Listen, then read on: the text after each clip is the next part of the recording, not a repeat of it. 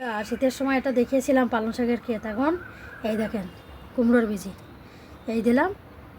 এই আজকে একটু বৃষ্টি হয়েছে, এই দিলাম পুঁতে। আগের থেকে তৈরি করে রেখেছিলাম। আর কদিন পরেই দেখাবো কি সুন্দর সুন্দর ছোট ছোট চারা উঠেছে। এত সুন্দর না, খুব ভালো। তখন দেখাবো চারা উঠলে কিরম লাগে। এই সমান করে দিলাম। দেখুন বন্ধুরা, কিছুদিন পর 5টা বীজ পুঁতেছিলাম কুমড়োর, সেখান থেকে 3টে চারা হয়েছে এত বড়।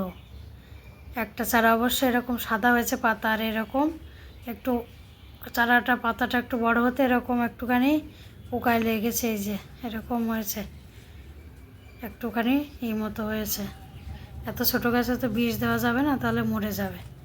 এইভাবে রেখে দিতে হবে কিছুদিন, তারপরে একটু বড় হলে একে বীজ দিতে হবে।